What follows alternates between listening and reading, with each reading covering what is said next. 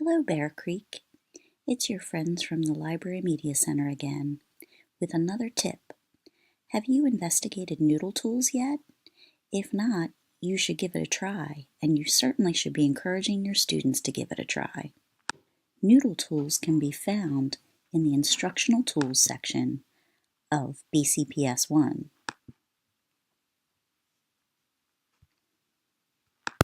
NoodleTools provides options to help you and your students complete entire research projects, from collecting sources to creating note cards to actually beginning to write a paper.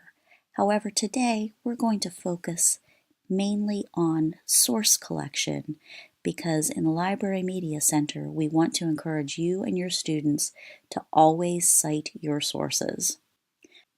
So, even if you're only at the data gathering stages of a project, you still need to begin by starting a new project. This is handy though because it helps you keep organized. So you'll want to first enter a title. It could be a title as simple as My Notes from whatever the date is.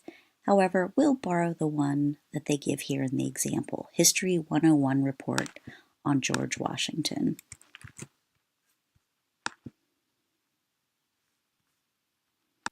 As you can see, NoodleTools prompted me to select a citation type to continue.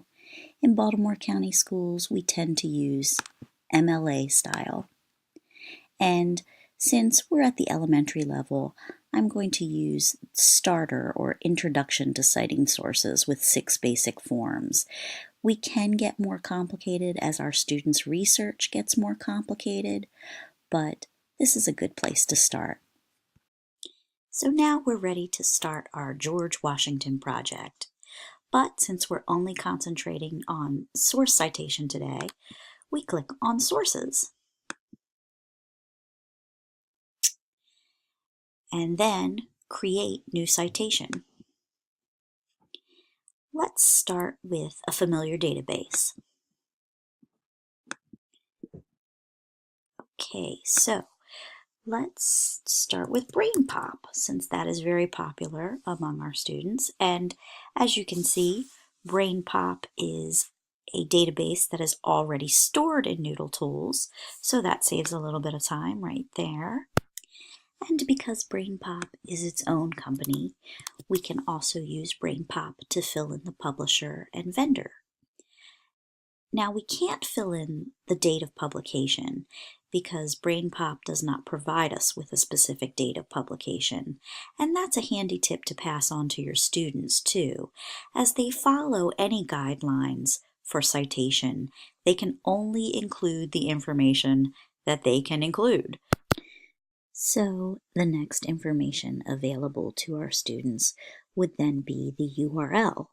Now I did check the copyright dates for the date of publication, and BrainPop provides us with a range, a copyright from 1999 to 2019. So since we can't narrow that down, again, we just skip date of publication and move on to URL. Now because BrainPop produces its own original content, we don't have to put in a URL that's specific to the article. We can just put in the home URL for BrainPop, which is www.brainpop.com. Now, when our students do get older and they're going to databases that provide articles from other sources, then we'll have to get into DOIs and other ways to identify the specific articles. But for something like BrainPop or PebbleGo, the identification will come when we put the title of the article in, and that is enough to find it in BrainPop. So the next information would be the date of access, today's date. Now we've already indicated that it is an original content database when we picked the type of citation earlier, but if we needed to change it, if we discovered that it was an article or a book or something other than original content, we could do that here, but we don't have to now. We cannot add contributors because BrainPop does not specify contributors.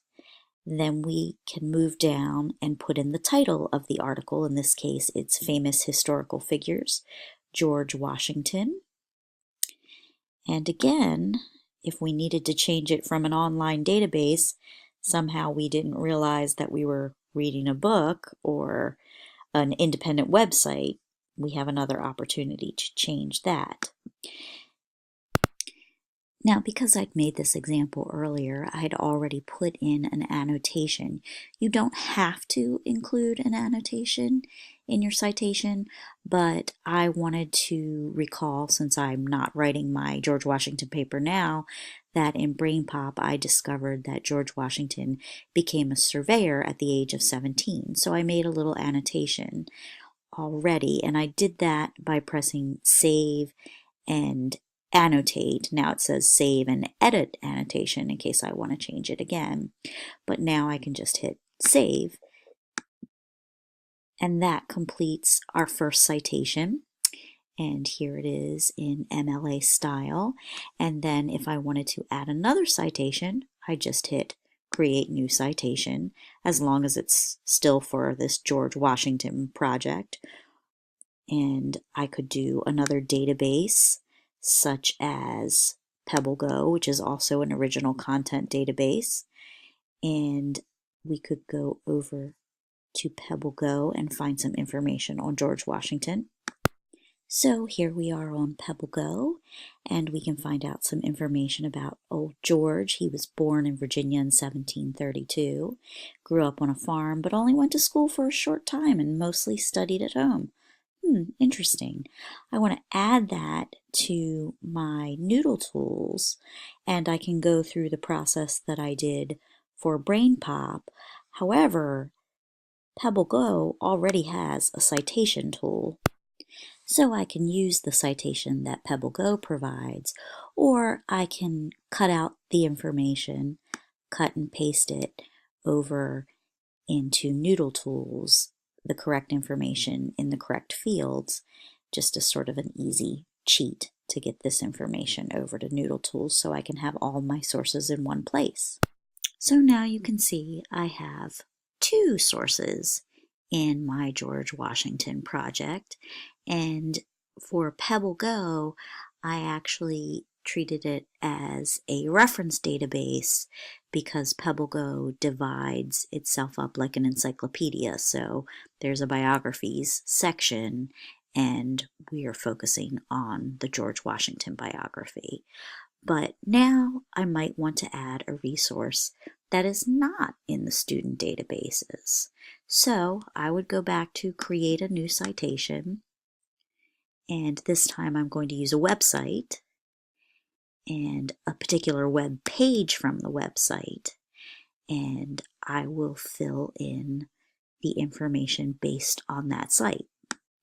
So here is a site called George Washington, a National Treasure, that was produced by the Smithsonian National Portrait Gallery, and it has a lot of really good information.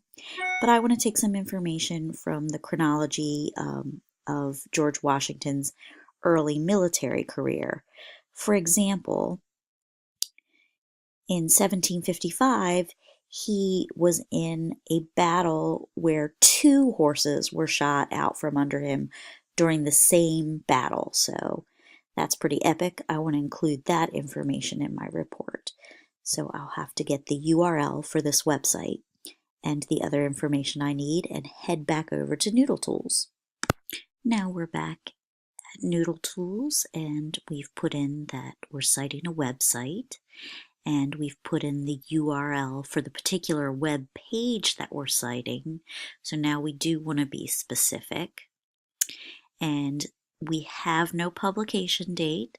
I looked all around the website and the copyright information, and there was nothing specific, so the best we can do is the most recent date of access. And contributors, interestingly enough, the National Portrait Gallery is the author or the creator of this website and web page. So I would pick the role and say author, and then instead of last name, I would put in the group, which would be the National Portrait Gallery. So groups can be used as authors or contributors, or organizations can be used as such. The web page, the specific web page, not the whole website that we were looking at, was called Washington's Life. Oops, always watch out for typos.